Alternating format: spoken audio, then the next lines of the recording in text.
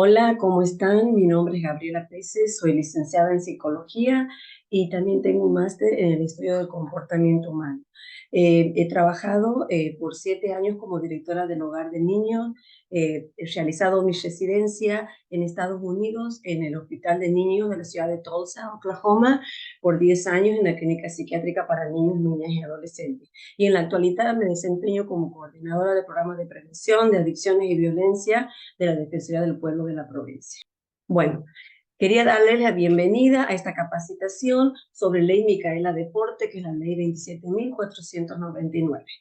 Esta ley, si bien es cierto, ha sido promulgada y sancionada a nivel nacional, luego fue homologada por diferentes provincias y fue adaptada para que pueda ser aplicada dentro del ámbito deportivo, como un proyecto iniciado por la diputada provincial Georgina Sosa aquí en la Cámara de Diputados de la provincia de Santiago del Estero y fue promulgada en el año 2021 para que pueda ser aplicada la sensibilización de la temática de género y violencia contra la mujer en el ámbito del deporte.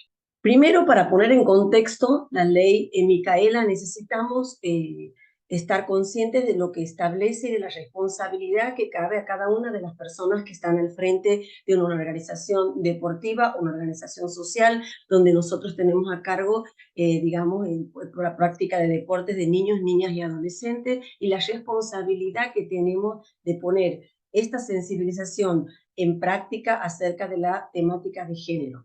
Es importantísimo que podamos ser conscientes, que podamos reflexionar y ver dónde estamos parados en cuanto a los estereotipos y a los prejuicios que socialmente y culturalmente han sido reforzados históricamente en nuestra provincia y en nuestra sociedad en general, y cómo podemos ir nosotros con prácticas sencillas ir rompiendo con todas estas creencias y con todos estos estereotipos que lo único que hacen es pronunciar y acentuar la desigualdad entre el hombre y la mujer.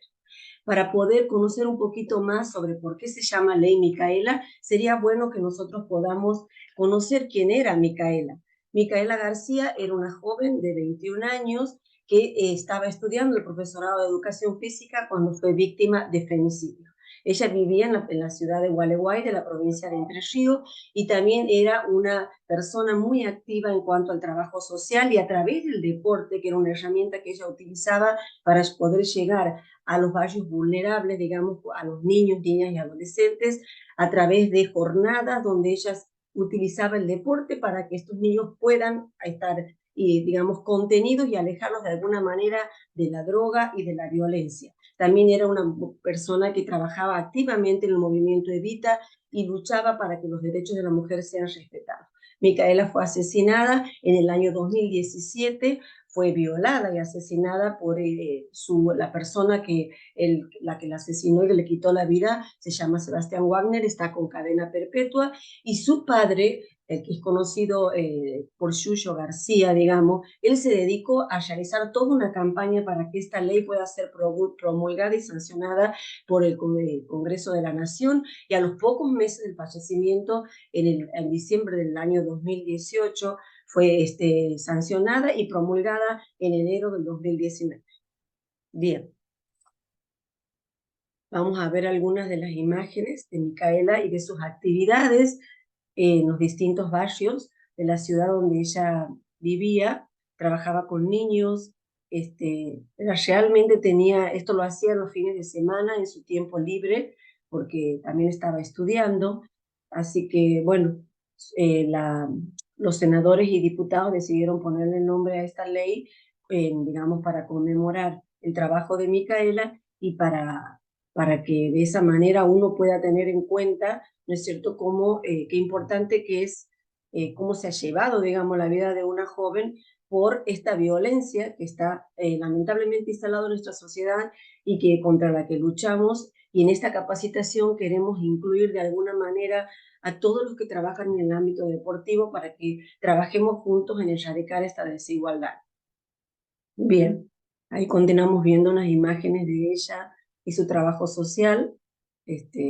Así que realmente en su corta vida, porque fue asesinada a los 21 años, se dedicó muchísimo a poder ayudar y llegar a los sectores más vulnerables del lugar donde ella vivía, en Entre Ríos. Bien. ¿Qué es lo que queremos hacer con esta capacitación?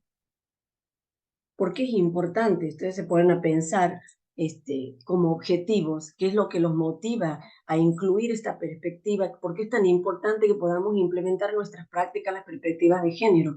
Primero, para que podamos cambiar y modificar las estrategias, ¿no? Para poder erradicar la violencia de género, la desigualdad, ¿no es cierto?, del acceso que hay quizás hasta a las instituciones, a las diferentes actividades. Hay una desigualdad marcada entre el hombre y la mujer al poder acceder a la práctica de un deporte.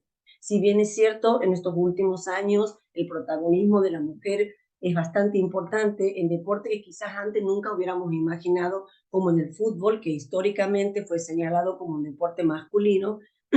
Bueno, nosotros tenemos en la actualidad ligas de fútbol profesionales femeninos y también nuestra selección femenina de fútbol ha participado en el mundial que se ha realizado en Nueva Zelanda y en Australia. Entonces, de pronto, con esta capacitación generamos espacios donde podamos transmitir herramientas, ¿no es cierto?, para que se visibilice y podamos cuestionarnos estos roles que tradicionalmente han estado, digamos, establecidos por la sociedad y culturalmente sostenidos a través del tiempo. Y reflexionamos sobre cuestiones culturales en torno a la temática de género y cómo podemos trabajar para erradicar esta discriminación y la violencia contra las mujeres. Bien, la ley Micaela, que es la ley 27.499, establece la capacitación obligatoria, ¿no es cierto?, en género y violencia de género para los tres poderes del Estado: ejecutivo, legislativo y judicial. Esto es una capacitación que necesita llevarse a cabo. No sé si se está realizando de esta manera, pero sería importantísimo que se lo haga, porque actualmente se nota todavía muchísimo la falta de perspectiva de género en cuanto a los procesos legales que tiene que transitar una mujer que de pronto sufre una situación de violencia de género. Entonces, es importantísimo que podamos tener esta capacitación, y también la ley establece que no es un solo hecho aislado la capacitación, sino que anualmente necesitamos renovar, volver a tocar estos temas, reflexionar y vemos dónde estamos parados en cuanto a la perspectiva de género en nuestras prácticas diarias. Para poner en contexto legal de la historia, digamos, que lleva el poder ganar derechos las mujeres a través de las herramientas legales, desde la Declaración de los Derechos Humanos en 1948 por la ONU, hasta recién el año 2009 en nuestro país, donde se promulga la ley 26.485, donde ahí puntualmente se habla sobre la protección integral para prevenir, sancionar y erradicar la violencia contra las mujeres, y dice claramente en todos los ámbitos que se desarrollen sus relaciones interpersonales. Esta es la primera ley y primera herramienta legal que tenemos en nuestro país para que se pueda visibilizar la necesidad de prevenir, sancionar y erradicar la violencia contra las mujeres.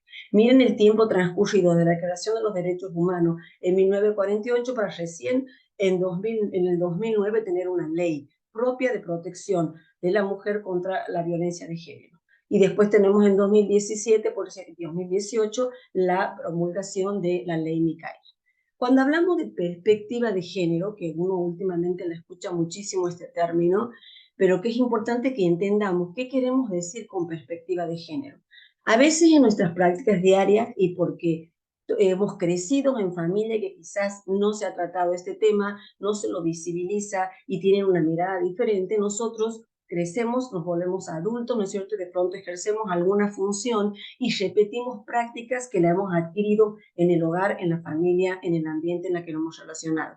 Entonces tenemos que poder ser conscientes que está marcado en nuestra sociedad y en el mundo la diferencia entre el hombre y la mujer, que no se trata solamente de un hecho biológico, que somos diferentes, sino también que hay diferencias culturales que históricamente están asignadas, ¿no es cierto?, entre el hombre y la mujer. Entonces nosotros nos podemos situar en esta situación y repensarnos como personas que de pronto tenemos el alcance de trabajar con niñas, con adolescentes, con niños, ¿no es cierto?, de repensarnos como sociedad y como miembros de esta sociedad para poder debatir, ¿no es cierto?, el respeto hacia el género, la igualdad de oportunidades con la mujer, y también el respeto a la diversidad sexual y la prevención de la violencia machista en los distintos ámbitos donde la mujer se relacione. Bien, entonces, como tradicionalmente, pero esto viene cambiando en las últimas décadas, pero el deporte, siempre que se hablaba de deporte, teníamos la imagen de un hombre.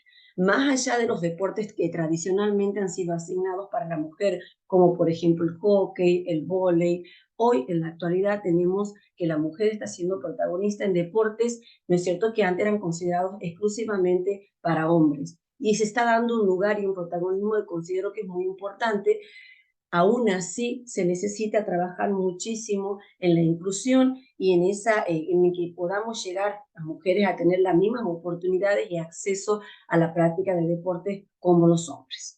Porque después vemos que así llegue una mujer a desempeñarse en un deporte de manera profesional, inclusive el salario que ellas reciben por su desempeño como deportista está totalmente desigual al de los hombres. Entonces son brechas, digamos, que están marcadas y que, si bien es cierto, estamos trabajando para que eso se vaya cada vez, digamos, siendo menos y que no esté tan, digamos, desigual la situación entre el hombre y la mujer, pero que aún en la actualidad se ve, sin irnos muy lejos, digamos, hemos tenido el Mundial de Fútbol femenino.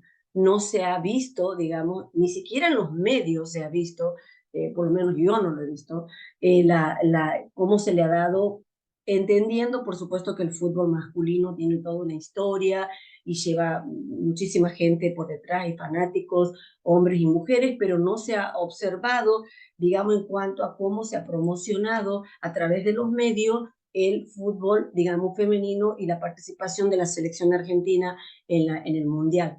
Entonces, todas esas cosas que uno quizás las da por alto, no las tiene en cuenta o las naturaliza, que es peor, es importante que nosotros podamos visibilizarlo y reflexionar. Para poder entender sobre violencia necesitamos primero un tipo de violencia que se ejerce constantemente, la discriminación.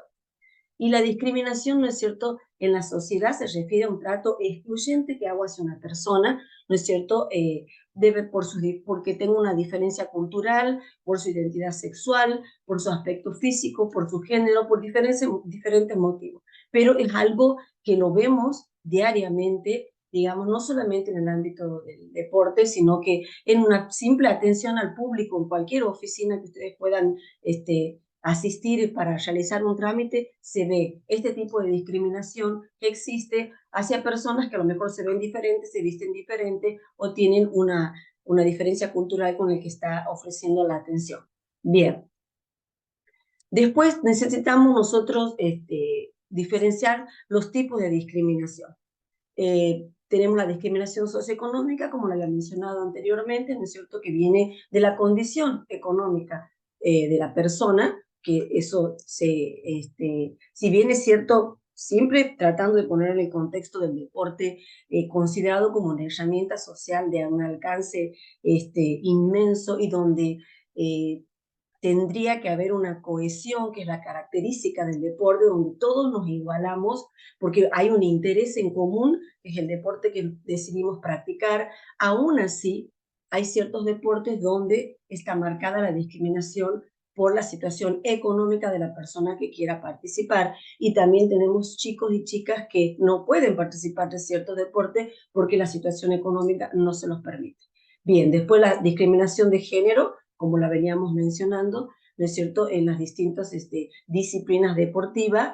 Si bien es cierto, ahora cada oficina, cada club, inclusive la Secretaría de Deporte, tenemos un área de género donde se encarga de trabajar en estas situaciones y de que las diferencias sean cada vez menos marcadas y de garantizar que haya una igualdad en el trato y en el acceso a las posibilidades y oportunidades. Y después, en cuanto a la orientación sexual, ¿sí?, que sabemos que esto es un tema que está en nuestra sociedad y que nosotros debemos ser respetuosos del otro.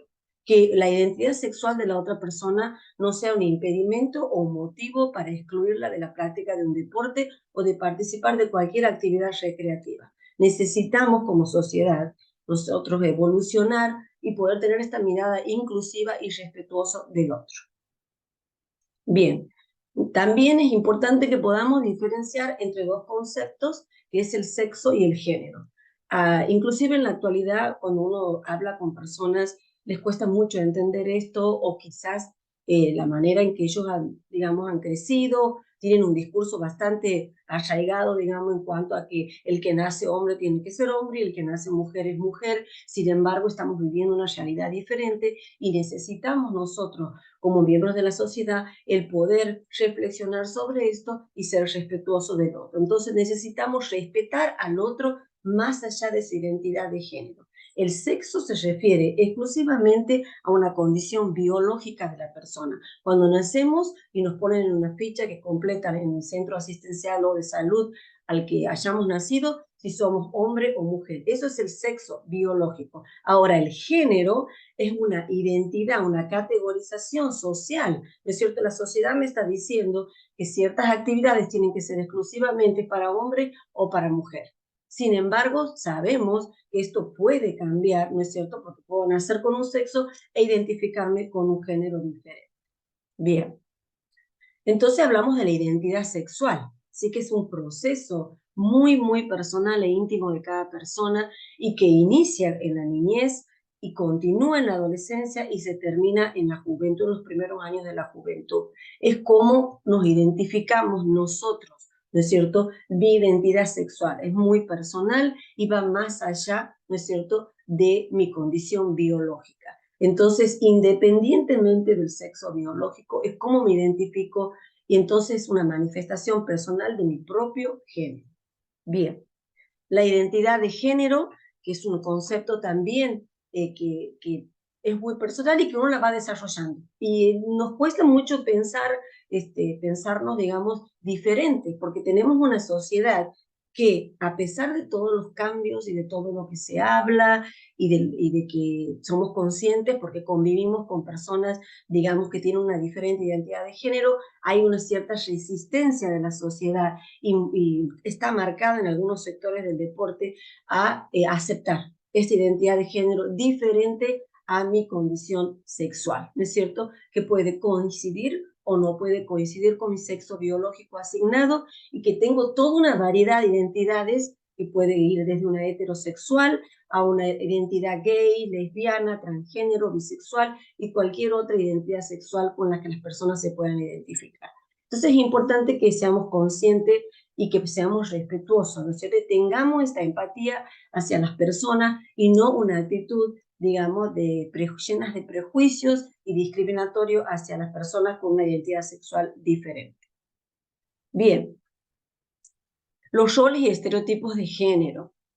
También, ¿sí? Pareciera que cuando hablamos de todos estos temas, la sociedad nos viene marcando desde el momento en que nacemos y después cuando empezamos a socializar una construcción social, ¿no es cierto?, que se origina obviamente desde la familia, como base de la sociedad. Ahí recibimos toda la información, tenemos modelos a seguir, que puede ser nuestro papá si crecemos con nuestros padres, o un abuelo, o un tío, o la madre, dependiendo de cuál es la dinámica de cada familia, ¿no es cierto?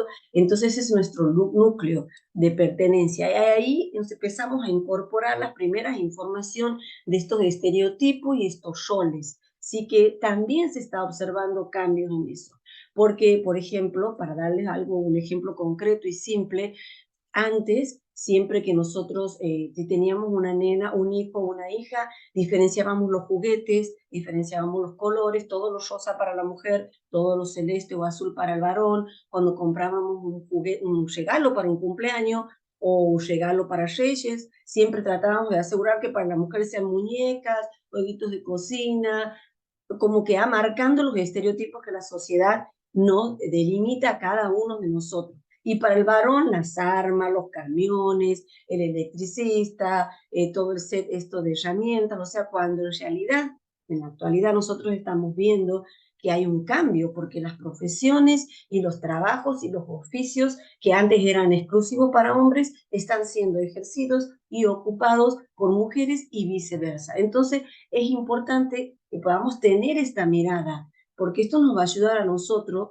a que tener una aceptación del otro y un respeto hacia el otro, y no quedarnos con estos prejuicios y con estos estereotipos que nos dicta la sociedad que tienen que ser de una manera, cuando en realidad estamos viviendo algo totalmente diferente, y esto nos va a ayudar a todos para tener una sociedad más inclusiva y menos violenta. Bien, entonces, ¿qué son los estereotipos de género? Entonces son las opiniones o prejuicios generalizados que una persona debería ser en cuanto a la función de su género. Si naces mujer, tienes que ser esto. Y si naces hombre, tienes que ser esto. Eso venían a ser los estereotipos, que en realidad no ayudan para nada, porque lo que hacen es marcar una diferencia, reforzar una violencia y un rechazo y falta de respeto hacia el otro, que es lo que no queremos porque se supone que tenemos que trabajar para que sea una sociedad menos violenta y más inclusiva. Bien, y el patriarcado también es una característica de nuestra sociedad. Así como hablamos de la heterosexualidad, hablamos del patriarcado, que vendría a ser un sistema, ¿no es cierto?, que está marcado. Si ustedes observan en cuanto al manejo de los diferentes poderes, si bien es cierto, la mujer ha tomado más protagonismo en cuanto al cupo, antes teníamos solamente un 35% en cuanto al cupo para poder ser el número de diputadas dentro de la Cámara de Diputadas y Senadores. Recién hace muy poco se ha logrado tener el 50%. Y así los cargos públicos e importantes, en su gran mayoría, están ocupados por hombres. Este es un sistema que caracteriza a nuestra sociedad y a muchas sociedades latinoamericanas, donde hay un sistema de que los varones están ocupando cargos de poder y a través de ello ejercen, ¿no es cierto?, cierto control y cierta opresión sobre las mujeres para puedan ejercer una actividad u otra, y si estamos, digamos, bajo, si tenemos jefes varones, nosotros generalmente, digamos, no siempre, porque también hay jefes que son muy buenos y respetuosos y dan esta oportunidad y respetan la igualdad, y dan oportunidades a las mujeres, pero hay muchos otros que todavía continúan en esta, digamos que están parados de esta mirada del poder y de tomar ventaja de mi situación de poder y de mi cargo para poder someter, oprimir o, ¿por qué no aislar o discriminar contra la mujer simplemente por su género y por su condición de ser mujer? Bien, este ejemplo, leyendo un poco para esta capacitación, hablando, como les hablaba hace rato, acerca de los sueldos que reciben aún deportistas profesionales mujeres, leía que, por ejemplo, y esto estamos hablando del año 2019, sin quitarle ningún mérito al jugador de fútbol Neymar y a muchos jugadores de fútbol talentosos que tienen una carrera para destacar, por supuesto que lo han hecho con mucho esfuerzo desde muy chico, pero recibe Neymar como sueldo en el año 2019 36,5 millones de euros, ¿no es cierto? Esa cantidad en el año 2019, sin contar toda la plata que reciben los jugadores por los sponsors, las camisetas, las medias, las zapatillas y todo lo que usan, ¿no es cierto? Con esa cantidad de dinero que recibe Neymar en un año, se saca, digamos, para pagar las ligas de fútbol profesionales de mujeres de fútbol femenino, francesa, alemana, inglesa, estadounidense, sueca, australiana y mexicana. Todas estas ligas juntas femeninas se pueden pagar los sueldos con un sueldo de un jugador profesional. O sea, entendiendo siempre y sin sacarle ningún mérito a los jugadores profesionales, pero hay que marcar y ser consciente que la desigualdad es grandísima y que podamos, no sé, que podamos trabajar para que en el futuro eso por lo menos, no digo que no sé si se igualará, pero por lo menos llegue a que no haya tanta diferencia en cuanto a la remuneración y al sueldo que reciben las deportistas mujeres profesionales. Bien. Cuando hablamos de otras entidades, ¿a qué nos referimos? ¿Por qué hablamos de otras entidades? Porque el deporte no está exento de que tengamos la participación de otras entidades, de personas que se identifiquen que tengan una identidad sexual diferente al sexo biológico con el que han nacido. No está. De hecho, tenemos aquí en Santiago, en diferentes clubes de fútbol, de vóley, que compiten, digamos, tenemos personas, mujeres trans que están participando de las ligas. Por lo tanto, necesitamos estar conscientes que las entidades, así como otras identidades sexuales, van a seguir, van a interactuar con nosotros, van a ser parte de equipos y qué mirada tenemos nosotros hacia ellas, ¿no es cierto? No va a ser exclusivo de mujeres u hombres, sino que tenemos que poder incluirlas, respetarlas y darles la oportunidad como cualquier otra persona. Bien. El poder, un poco más, digamos, de lo que hablábamos hace rato en cuanto al patriarcado, tiene que ver con eso, ¿no es cierto? La posesión del control, la autoridad, la influencia, que siempre viene de una mirada de un hombre, ¿no es cierto? Y que implementa medidas, sea en el ámbito deportivo, como en una oficina, en una organización gubernamental o no gubernamental, tenemos esta mirada. Entonces, pareciera ser que, si bien es cierto, se está trabajando muchísimo, cuesta ver la inclusión o la igualdad, al menos la igualdad de la oportunidad de acceder a cargos importantes, digamos, de mujeres con hombres. Hay una desigualdad marcada en eso y tiene que ver con la sociedad en la que vivimos, con la mirada en la que tenemos todos. Entonces, por eso creo que Ley Micaela es tan importante, ¿no? Que permita crear estos espacios donde nos repensemos como sociedad y como individuos para ver dónde estamos parados. Y una información que me llamaba la atención, que en los últimos Juegos Olímpicos, bueno, no en los últimos, pero en los Juegos Olímpicos, por ejemplo, que se llevaron a cabo en Río de Janeiro en el año 2016, solo un 11% de entrenadoras que participaron en estos Juegos eran mujeres. Solo un 11%. Esto nos habla mucho, ¿no es cierto? Creo que ahora próximamente tenemos los Juegos Olímpicos que se van a llevar a cabo en Chile. Vamos a ver si ese número ha aumentado. También requiere de que las mujeres que estén interesadas en participar de estas disciplinas se involucren más, se capaciten y puedan crecer, digamos, como árbitros, como entrenadoras, para formar parte de este equipo, digamos, y para que se las pueda ver como protagonistas, aún más de lo que se está viendo en la actualidad. Bien. Después, cuando estemos hablando, vamos a hablar, sí, de aquí.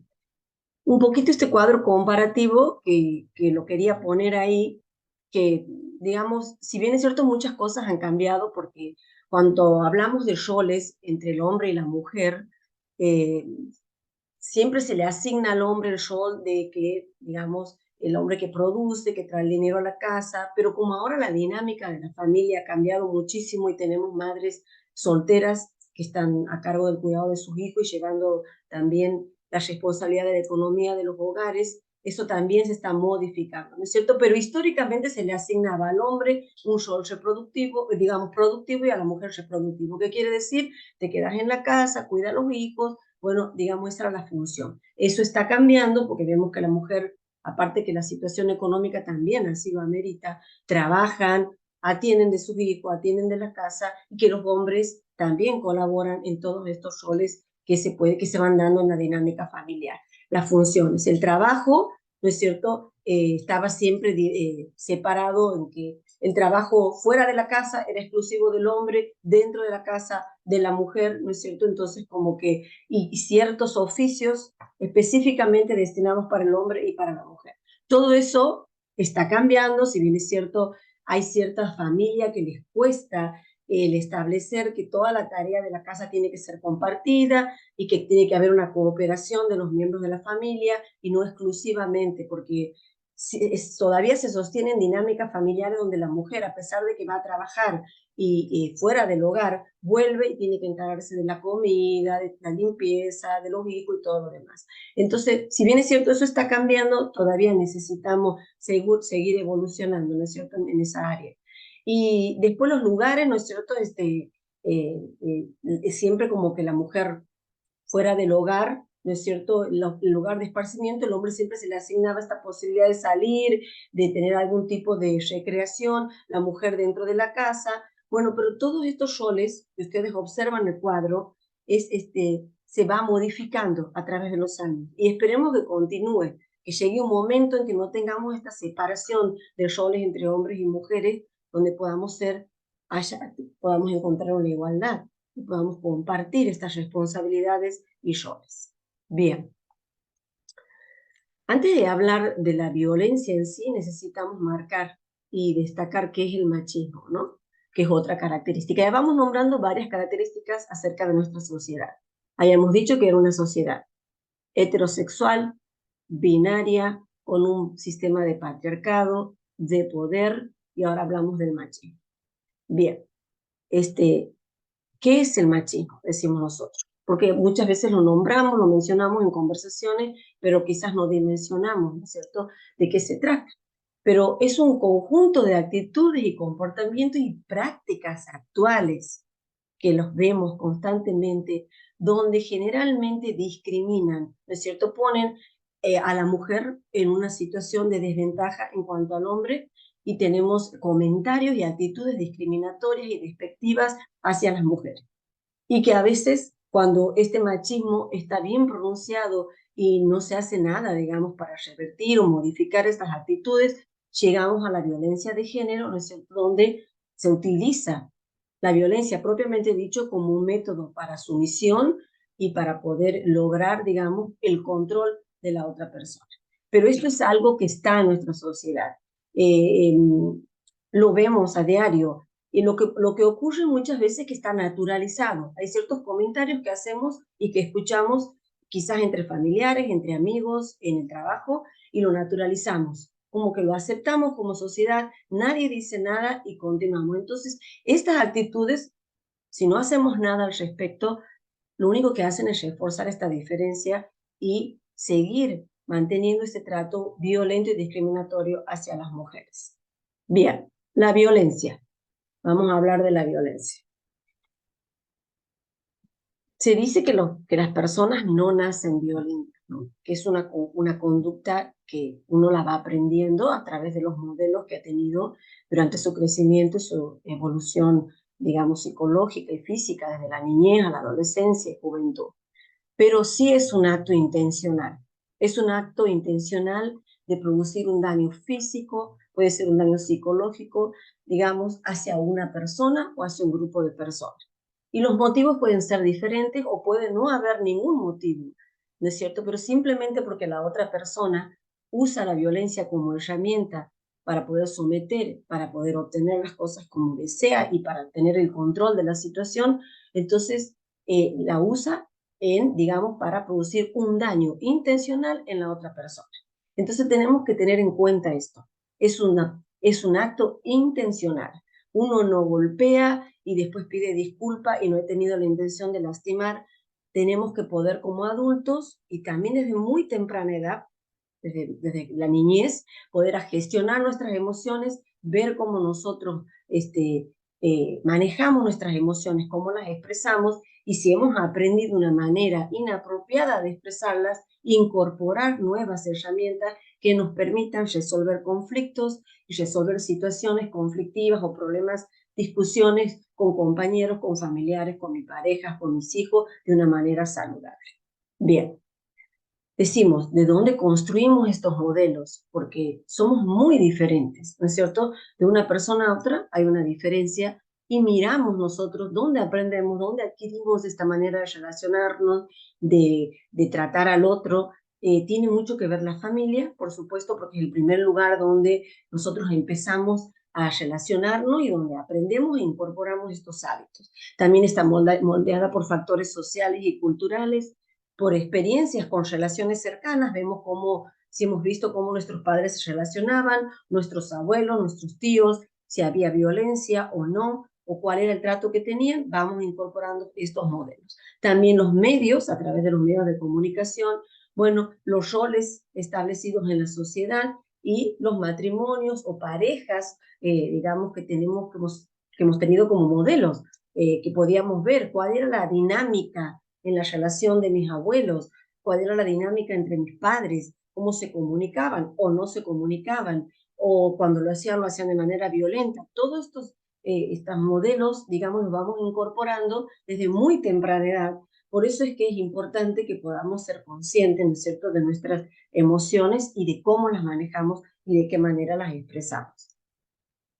Entonces, los modelos de aprendizaje vienen padres, familiares, amigos y, ¿por qué no, ídolos? Sobre todo la juventud actual, que está expuesta constantemente a diferentes redes sociales, donde tenemos cantantes, influencers, tenemos muchísima gente que tiene una manera de expresarse y de naturalizar ciertos tratos donde ellos a lo mejor, ¿no es cierto?, nos ven como ídolos, como referentes e incorporan todas estas maneras de poder relacionarse con el otro y lo naturalizan a este trato y lo ponen en práctica, por supuesto. Y aquí quería compartir un pensamiento de Albert Bandura que decía que el aprendizaje es bidireccional, ¿sí? Decimos, nosotros aprendemos del entorno y el entorno aprende y se modifica gracias a nuestras acciones. ¿Y por qué lo quería poner esto? Porque escuchamos nosotros las quejas de las personas en cuanto a cómo está la sociedad, que está violenta, que está poco tolerante, y después nos olvidamos de preguntarnos, quizás nosotros somos parte de esta sociedad, ¿no es cierto? Como miembros de la sociedad, ¿qué estamos haciendo para modificar esto? ¿Qué estamos aportando a la sociedad como miembro de la misma para que se modifique esta violencia o esta falta de tolerancia y falta de empatía entre nosotros? Entonces, no es que recibimos todo de la sociedad, nosotros incorporamos nuestra violencia, nuestra falta de tolerancia también, y eso lo vamos a recibir, porque es como un efecto dominó. Entonces, para poder cambiar, el cambio tiene que venir de nosotros como miembros de la sociedad y aportar desde el lugar, desde padres, desde hermanos, desde entrenadores, desde profesores, todo lo que podamos hacer para que vayamos mejorando la relación entre las personas y la manera en que nos comunicamos con el otro.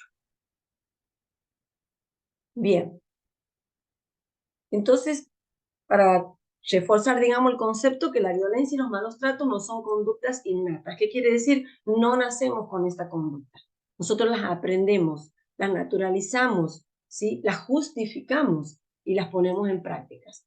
Y entonces tenemos todos este innumerables casos de violencia de género, no solamente en nuestra sociedad, en el mundo, y la cantidad de femicidios. Ahora en nuestro país tenemos un femicidio cada 21 horas. Ayer ha habido otro femicidio en la ciudad de Salta.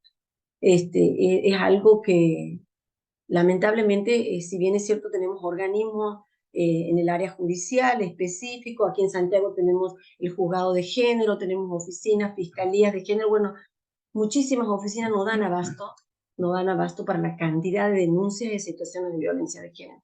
Entonces eso habla mucho de nuestra sociedad. Por lo tanto, tenemos que trabajar e incorporar herramientas que nos permitan reemplazar estas prácticas violentas por prácticas donde podamos respetar la manera de pensar del otro, ¿no es cierto? Y podamos resolver los conflictos con el diálogo sin llegar a la agresión física, a la agresión verbal, a la agresión psicológica. Bien. Ahora vamos a hablar, bueno, la violencia de género, la anterior violencia de género es específicamente una violencia ejercida por el solo hecho de la naturaleza del género de la otra persona.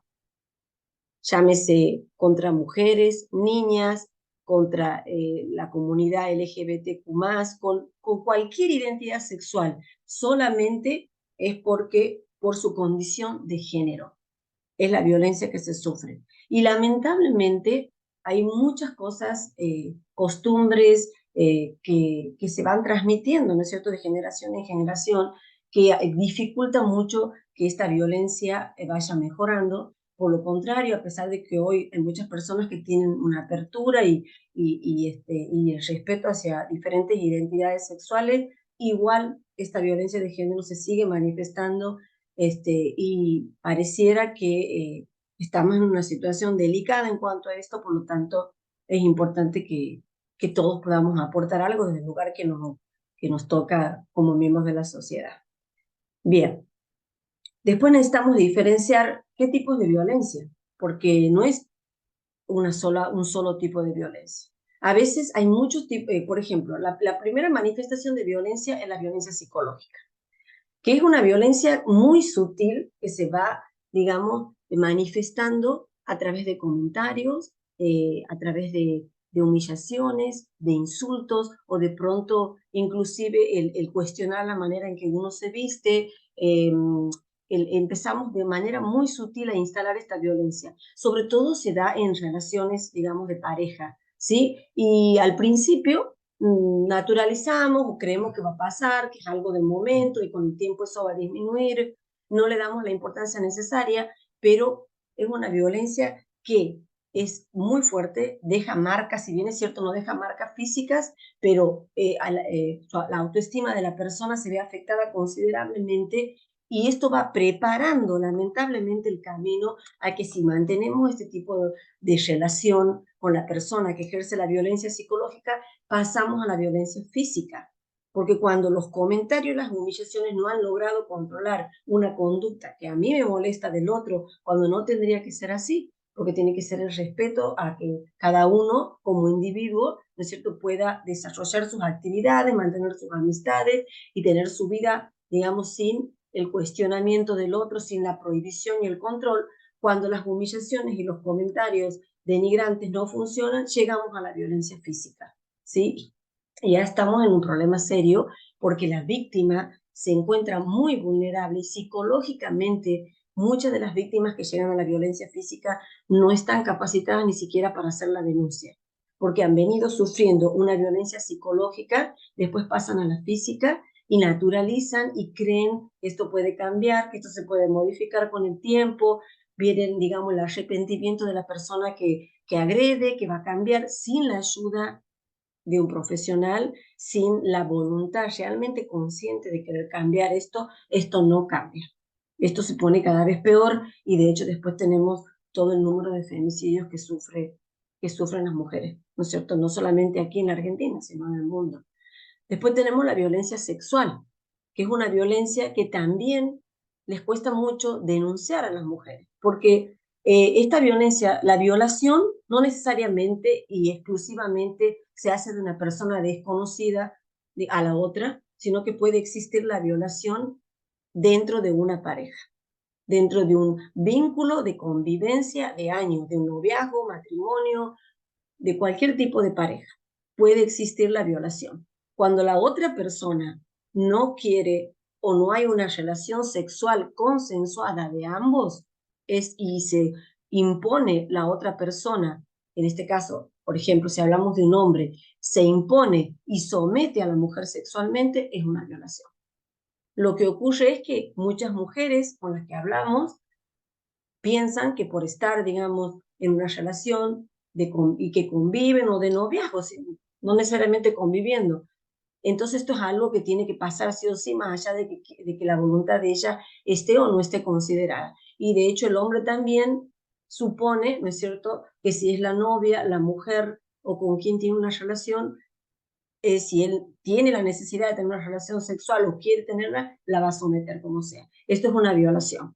O sea, tiene que quedar claro que quede bien claro que no importa, se puede denunciar violaciones entre relaciones establecidas, pero de muchísimo tiempo. Entonces, tengan en cuenta esto, por favor, porque ocurre mucho y no se animan a denunciar.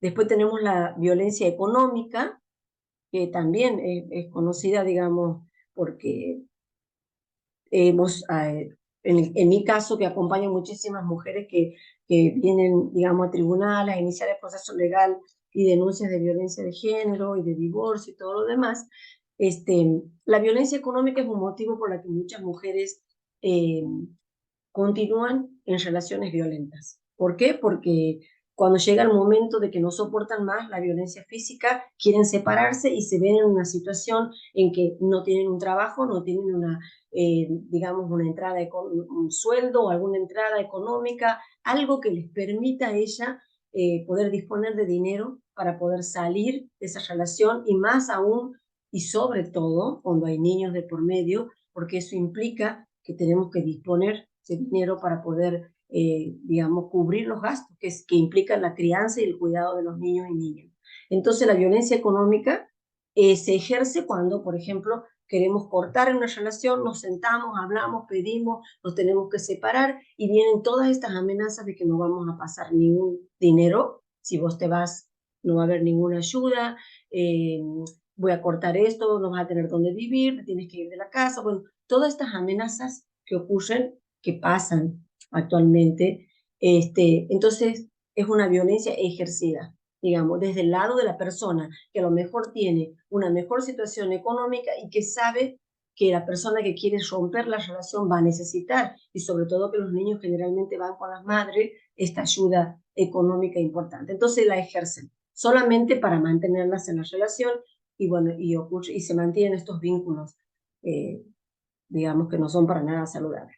La violencia simbólica, si bien es cierto, hemos mejorado, si nosotros observamos los medios, las redes sociales, por algún lado, o sea, no sé si hemos mejorado realmente, porque después tenemos estos videos de la música que escuchan nuestros hijos, adolescentes y jóvenes, donde, si bien es cierto, son muy populares, pero está la cosificación a pleno del cuerpo de la mujer.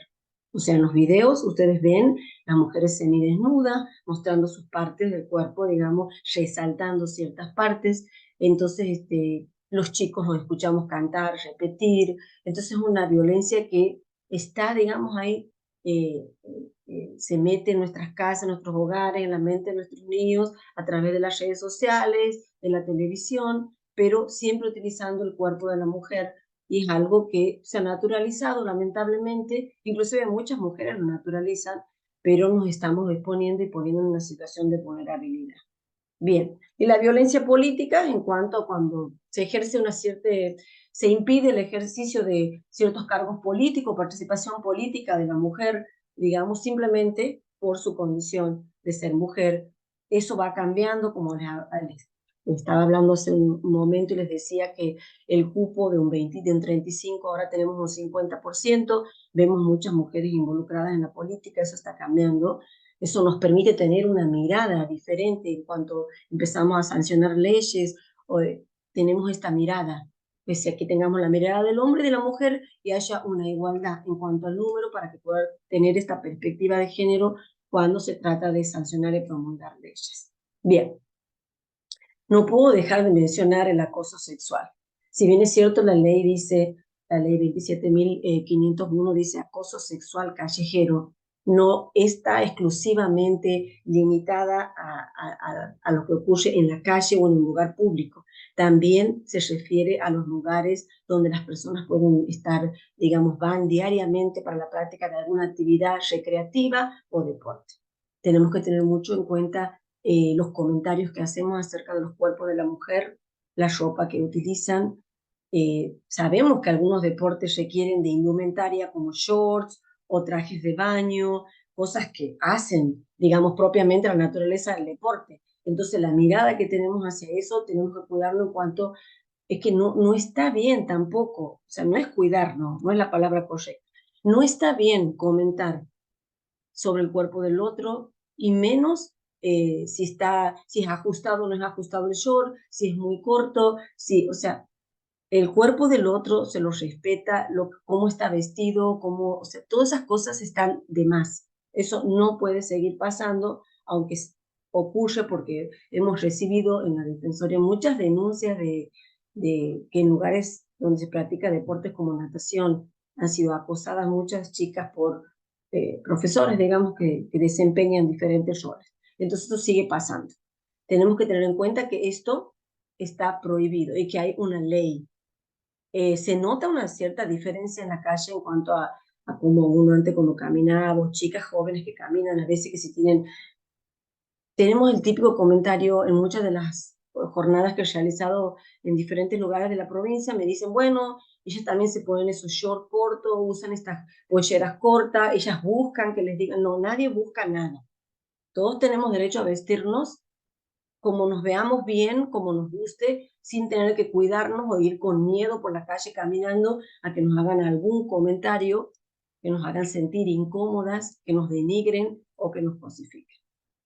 Bien, los tipos de acoso pueden ser comentarios sexuales, a veces tenemos fotografías o videos que sin el permiso, el consentimiento de la otra persona se hacen virales a través de grupos y de redes sociales. Bueno, la persecución que ocurre muchas veces en chicas que salen de las universidades o estudian de noche, que tienen que siempre moverse en grupo por el miedo a andar solas por la vereda, a que las sigan, a que le digan un montón de cosas.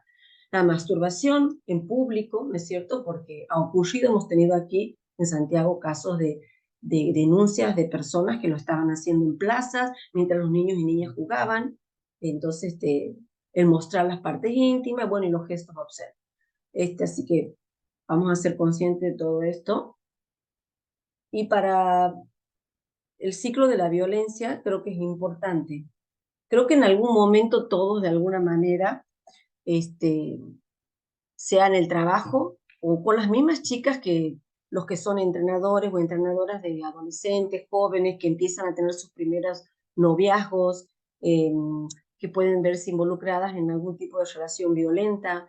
Es importante que nosotros podamos estar atentos a estas señales y podamos, si bien es cierto, no darle una ayuda profesional, pero al menos estar preparados para ofrecer una escucha activa a la otra persona. ¿Qué quiere decir? Escucho sin juzgar, sin ningún prejuicio y veo qué herramientas tengo y cómo la puedo ayudar. Algún número de teléfono, algún profesional, alguna institución o organización que les pueda ayudar. Y tener en cuenta que el ciclo de la violencia es muy común y muy, digamos, es algo típico que lamentablemente se da en las relaciones violentas de pareja y que está caracterizado por 5 etapas, ¿sí? Y la primera es que la acumulación de tensión. La persona que es el agresor acumula tensión. Si por diferentes situaciones que no tienen que ser muy significativas, pero porque no cuenta con las herramientas o no ha aprendido a gestionar sus emociones, estas tensiones que se acumulan y que las va reprimiendo, después terminan en una explosión violenta, que es la otra etapa del ciclo de la violencia, donde agrede a la otra persona. Y para que ocurra esta agresión no tiene que pasar nada significativo o muy importante. Cualquier cosa que ocurra que lo haga detonar y explotar y que salga esta agresión hacia la persona, va a ser suficiente, porque a veces uno dice, pero no he hecho nada, no importa lo que uno haga, es la otra persona, ¿no es cierto?, que no está en condiciones de poder gestionar sus emociones y que ha naturalizado el manejo de su frustración y de su enojo a través de la violencia. Después que ocurre la agresión, ¿no es cierto?, el acto violento, viene todo este arrepentimiento por parte del agresor, pidiendo disculpas, con promesas, que va a haber cambio, de que no va a suceder más. Sabemos que no pasa eso porque al no ayudar, al no recibir ninguna ayuda profesional, no sé cómo va a ocurrir ningún cambio.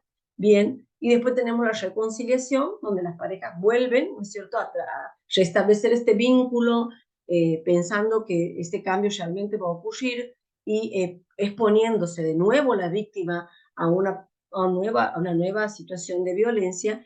Y después de que ocurre la reconciliación, tenemos la última etapa, que es la etapa de la aparente calma. ¿Por qué le dicen aparente calma? Porque el agresor ya ha hecho su descarga, ¿sí? A través del acto de violencia hace su descarga de ira. Después viene el arrepentimiento, bueno, la reconciliación. Y esta calma es por un tiempo. Va a empezar a acumular frustraciones y situaciones de tensión hasta que ocurra la nueva explosión y un nuevo acto de violencia. Esto un poco para que tengan idea ustedes de que si de pronto les toca conversar o escuchar a una persona víctima de violencia, poder instruir un poquito de que este ciclo se repite y de que si no hacemos algo para pedir ayuda, digamos, en el profesional para detener esto, esto no cambia. Va a volver a pasar y muchas de estas mujeres terminan siendo asesinadas. Bien, entonces, ¿qué hacemos cuando hablamos con una víctima de violencia? Primero, no evitamos el que por qué te quedas, por qué te has quedado, por qué has seguido con esta pareja, estas preguntas que hacemos siempre que no, realmente no ayudan para nada. Lo único que hacen es que la víctima se cierre más y después no nos quiera hablar ni contar nada. Bien, el por qué, el cuestionar si se ha demorado o no se ha demorado, o qué es lo que has hecho para hacerlo enojar, todas estas cosas que, o de pronto buscar excusas, ¿no? Que buscamos, pero que has hecho algo, ¿qué le has dicho? ¿Qué pasaba? Como tratando de ver en la víctima qué es lo que ella en su comportamiento para buscar la responsabilidad y la culpa, ¿no? Bien, entonces no hay nada que justifique el acto de violencia, absolutamente nada. Nada de que haya hecho o no haya hecho la víctima para que reciba una agresión.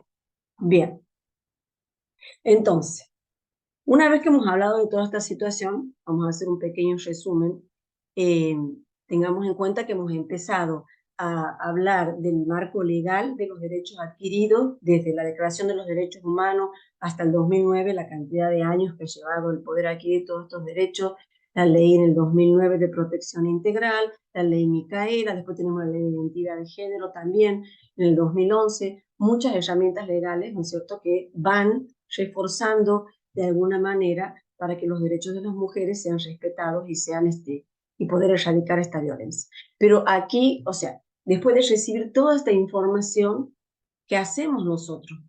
¿Cómo incorporamos prácticas buenas, ¿no es cierto?, para que en el ámbito en que nos desarrollemos, sea dentro del deporte, sea en el trabajo, en el lugar que nos desarrollemos como personas, que cumplamos alguna función, ¿qué podemos hacer nosotros para que estas prácticas buenas las podamos incorporar e ir erradicando todo lo otro que no nos hace bien como sociedad y que son excluyentes y discriminatorios? Primero, la capacitación, o sea, el poder instruirnos y poder saber las diferencias, dónde estamos parados, el reflexionar, el cuestionarnos. Después tenemos que adoptar medidas, no quedarnos con esta información solamente, sino adoptemos medidas que digamos, bueno, estamos garantizando el acceso de oportunidades para hombres y mujeres, estamos garantizando que los derechos de las mujeres sean respetados, que no sean cosificadas, que no sean, digamos, acosadas, un montón de situaciones que si ustedes como dirigentes, presidentes de club, profesores, de pronto al inicio de la escuela, sea de fútbol, de cualquier disciplina deportiva, tenemos ciertas conductas de convivencia bien claras y establecidas y podamos garantizar todo esto, estos derechos, ¿no es cierto? También garantizarles, celebrar el acceso al deporte para todos. Como dicen, para todos, varones, mujeres, otras identidades sexuales, ¿bien? Después podemos hacer el material, a veces vemos, conversabas con chicas que practican fútbol aquí en la capital y que tienen que esperar que les habiliten el lugar para practicar, les habilitaban un horario después de las 11 de la noche, no tenían luz, no les dejaban la luz prendida, 11 de la noche para chicas que tienen niños chiquitos, que se van muchas veces con sus hijos a las prácticas, pedirle a alguien que las ayude a encender la luz, o sea, muchas cosas que eso las podemos considerar y evitar que ocurran y darle el acceso a todas a los equipamientos, digamos, a las instalaciones, de la misma manera que tienen los hombres. Bien, orientemos también, ¿no es cierto? Podemos nosotros como institución deportiva y como lugares donde tenemos contacto, digamos, continuo con niños, niñas y adolescentes y con jóvenes, vamos a continuar con este tema de la perspectiva de género. ¿Cómo lo hacemos, no es cierto? Buscamos capacitar, buscamos trasladar el mensaje con el ejemplo, con haciendo ciertas correcciones cuando vemos algún comportamiento, algún comentario, tomarnos, por supuesto, siempre de manera respetuosa, la forma de conversar y de poder hablar, no solamente con los chicos que practican el de chicos y chicas, sino también muchas veces con la familia, que trae toda una carga, ¿no es cierto?, a los partidos y a las competencias, donde ellos dejan a veces mucho que desear porque se ponen muy violentos cuando los resultados no son como ellos esperaban y cuando las expectativas que ellos depositan en sus hijos no son tampoco las que ellos querían. Entonces, trabajar en todo esto. Bien. A ver. Y reflexionamos, bueno, un poco era para que ustedes piensen y se pongan a pensar un poquito como integrantes de una sociedad, comparar, digamos, la mujer y el hombre de antes y de la actualidad, qué hacemos como miembros de la sociedad para garantizar esta igualdad. ¿Qué es lo que hacemos? Si estamos a cargo de clubes, de organizaciones sociales, ¿qué es lo que estamos haciendo? Y qué consideramos que se necesita, ¿no es cierto?, para que estos cambios sean realmente, no pase de una simple, digamos, de una capacitación, de adquirir todo este conocimiento, pero llevarlos a la práctica, a veces con cosas muy simples y sencillas que empezamos a marcar, estamos iniciando un cambio. Y esos cambios tienen que ser sostenidos. Si yo cambio algo y no permito por ejemplo, el comentario de un compañero acerca del cuerpo de una jugadora que pasa de pronto corriendo y el short, que empiezan a hacer los comentarios si el short está corto, si está ajustado, si todas estas cosas, si de pronto hablo con mi compañero y lo invito, ¿no es cierto?, a que tenga otra mirada, a respetar a la mujer, entonces ya estoy instalando el cambio y estoy haciendo que eso se vaya concretando con hechos simples pero tienen que ser simples, sostenidos en el tiempo e ir avanzando como institución y como personas responsables y que están a cargo de grupos de jóvenes, de niños y niñas. Es tan importante que podamos trasladar este mensaje porque ellos van a poder también replicarlo y eso se va a poder ver reflejado en nuestra sociedad. Estos números de teléfono que les dejo aquí son importantísimos porque casos de violencia de género, por ejemplo, los primeros números son instituciones que están las 24 horas, todos los años, todos los días del año, tienen a alguien a cargo para responder los teléfonos y ofrecer orientación, asesoramiento, y también está la Secretaría de los Derechos Humanos y el 144. Entonces, vamos a participar, vamos a hacernos cargo y vamos a ser protagonistas en este cambio que, sobre todo en el deporte que es una herramienta que tiene un alcance inmenso y donde necesitamos que de pronto si nos encontramos ahí involucrados en actividades deportivas, que no se limite solamente a una competencia o un resultado, sino que seamos conscientes que somos formadores de personas, de jóvenes que se están formando y que es muy importante que podamos nosotros cooperar para que sean personas de bien y miembros de esta sociedad, para que trabajemos y para que sean menos violentas y más inclusivas. Con esto damos por concluida la capacitación sobre Ley Micaela Deportes. Espero que ustedes puedan incorporar estas nuevas herramientas. Le agradezco muchísimo la participación y vamos a seguir en contacto y seguir trabajando con esta temática y con la perspectiva de género. Gracias a todos y todas.